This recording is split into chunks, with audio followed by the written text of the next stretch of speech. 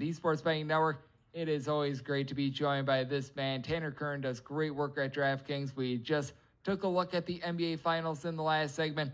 Now let's take a look at a little bit of baseball. And Tanner, how about if we go to the late game that we're going to be seeing on Friday, and that would be the San Francisco Giants and the Chicago Cubs. Very interesting one, in my opinion, with Marcus Stroman going for the Cubs and Anthony DeSclafani is on the bump for San Francisco. Total on this game in most places 7.5. Open up at a 7. We're seeing this tick down a little bit. Meanwhile, with the Cubs, slight underdogs. Really like the way that Marcus Stroman has been able to roll on the road. Meanwhile, the San Francisco Giants actually have the #1 bullpen ERA in the big leagues over the last 30 days. DeSclafani has actually been far worse, though, at home rather than on the road. What do you make out of this one with the Cubs team that they have been struggling on offense over the last month or so, but a guy in Stroman that has been tremendous on the road?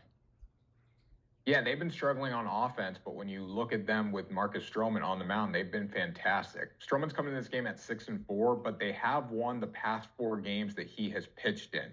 He's got a 2.39 ERA with a 1.0 whip. Over 79 innings, he's only allowed 5 home runs as well, and that's very notable against a San Francisco Giants team that can hit the ball out of the yard. They're not super consistent. As you said, they've had a top bullpen over the past few days, but that has not been the case this entire season, right? But the one thing that we've seen from them pretty consistently overall is the home run. So if Marcus Stroman can limit that, that's going to be very valuable for this Cubs team. You look at Anthony DeSclafani on the mound. He's been solid, 3.97 ERA with a 1.12 whip, but the past few games for him have not been ideal. He's given up 12 earned runs in his past 3 starts, which has not looked that good overall. And this Cubs offense, not the greatest unit in the world right now. They're not playing that efficient, but when you look at them, they do have some hitters. They've still blasted 70 home runs this season. They got a 327 cumulative team OBP.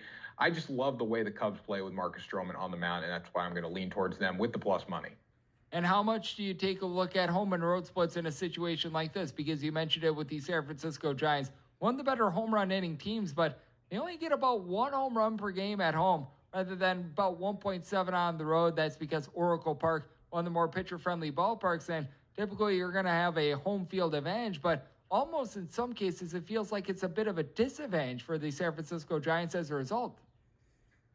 Yeah, I fully expect an under in this game. I don't see the Giants hitting that well off Marcus Stroman. I think it favors the Cubs with a smaller number of runs scored. So in a pitcher-friendly park in San Francisco, I would lean towards the Cubs just because you're not going to get the long ball as much here. And then Marcus Stroman's fantastic as it is keeping the ball in the yard. So not an ideal matchup for the San Francisco Giants. If this game was in Chicago, I'd still lean towards the Cubs just because I love Marcus Stroman on the bump. But yeah, definitely going to go with the Cubs in a bad home run hitting park combined with the fact that Marcus Stroman's on the mound.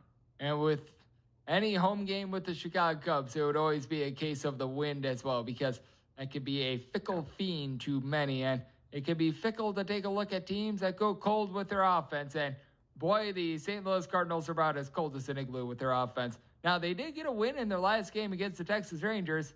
They scored 1 run, and fortunately for them, they were able to hold down the Texas Rangers in that one, but now they play host to the Cincinnati Reds. Ben Lively, KBO legend, got us through COVID.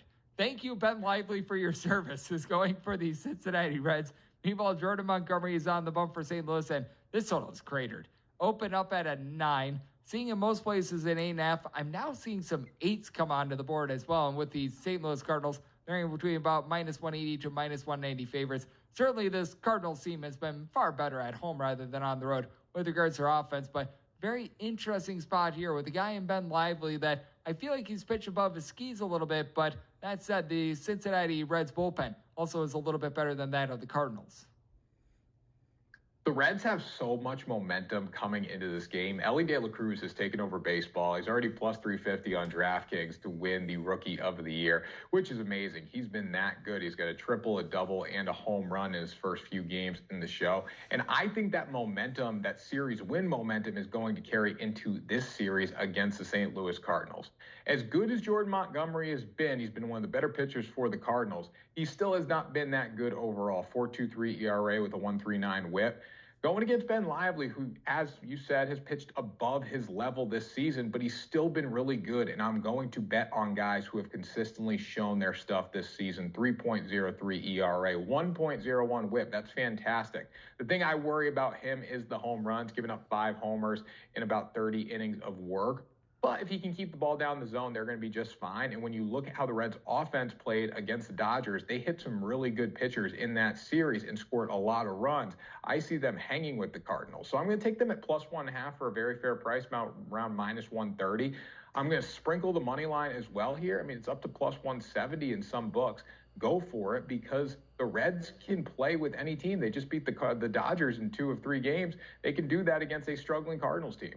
And for the Reds, it's been a little bit rough for them with the home run ball, but a team that has been able to do a very good job of moving the line. One of the better teams in terms of road batting average in the league as well. As we've got Tanner Kern, does tremendous work over at DraftKings. He's joining me on the Greg Peterson Experience on VSiN, the Sports Betting Network. And how about if we had a game that I was talking about a little bit earlier on in the hour, and I think that you're going to be on the side of myself here in this Houston Astros versus Cleveland Guardians game. Logan Allen is going to be on the bump for Cleveland. Christian Javier goes for Houston. Been incredibly impressed by Christian Javier this year. He's been able to limit the walks much more than a season ago. Logan Allen, in his own right, he has been absolutely tremendous. But with the Cleveland Guardians, fewest runs per game at home thus far this season with less than 3. I just can't trust in this Guardians offense. And 2 very good starting pitchers in this duel, I'm going to go with the more complete team with the Houston Astros. Yeah, this is a very fair price. Houston's coming off a rough series against Toronto, but the fact of the matter is they're still a much better team than Cleveland. When you look at the Guardians, they had a run explosion tonight against the Boston Red Sox, but that's not something that we're used to seeing every single night of the week. We're not used to seeing Jose Ramirez tee off like he did tonight. And when you look at the Houston Astros, I think they're due for a bounce back, and this is a perfect place to find it in Cleveland against a team that just doesn't hit the ball. Christian Javier is 7-1 this season. He's got a 2.84 ERA and a whip under 1. He's been very good not allowing homers. He's been very good limiting walks. He's got elite strikeout ability, 72 in 69 innings. Going against Logan Allen, who's been good for the Cleveland Guardians, but is he going to be good enough to beat a very quality Houston Astros lineup? Logan Allen's got a 2.76 ERA with a 1.34 whip. The walks have been concerning for him. He has limited home runs, but like you said, I'm going to go with the more complete team here for a very fair price of minus 125 on the money line. Like, it's mind-blowing that Houston is minus 125 in this spot. I think bookmakers are overreacting a little bit to how we saw Cleveland play against Boston and the fact that Houston took a back seat against Toronto, but this is a great bounce-back spot for them. I agree, and Tanner, I know that you've got a lot of Boston running through your veins, so let's take a look at the oldest rivalry in the big leagues. It's the Red Sox, it's the Yankees, and it's Garrett Cole on the bump for the Yankees and Garrett Whitlock going for the Boston Red Sox. Maybe I'm a little bit off base here, but I've always liked Garrett Whitlock in the bullpen. I feel like the Boston Red Sox have done a little bit of a disservice putting him in the starting rotation where he has struggled, and right now we're finding a total of 8 with the Red Sox between about a plus 140 to a plus 152 is where you're finding them. And for the Red Sox, bullpen has actually not been terrible this year, but if you look at the advanced numbers, very concerned there. Mentioned it with Whitlock, north of a 5 ERA.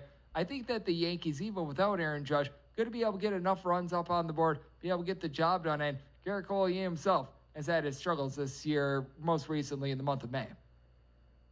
Yeah, so I bet against the Red Sox tonight. I said their bullpen was not going to get the job done against the Cleveland Guardians because the Guardians have hit them throughout the entire series, and I was right.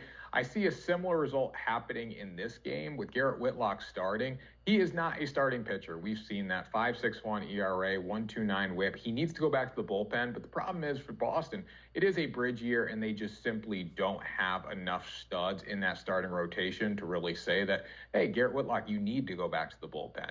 The one play I am looking at in this game, though, even without Aaron Judge in the lineup, is the over of 8 runs. I think the Yankees are going to be able to hit Whitlock. And the Red Sox have always hit Garrett Cole. They have something about Garrett Cole where they love hitting off him. He's 7-0 with a 2.82 ERA and a 1.13 whip, but he's been very poor over his recent stretch. He's given up 11 earned runs in his past 3 starts, coming off a really good performance against the Dodgers. But when you look at his 2 starts before that against the Padres and the Orioles, he gave up a combined 10 earned runs, 5 in each game. So that's not something that I have a lot of faith in Garrett Cole against a Red Sox offense that has historically hit him over the years. So I think the over of 8's really steal, especially if the Yankees can put up a good amount of runs off Garrett Whitlock early.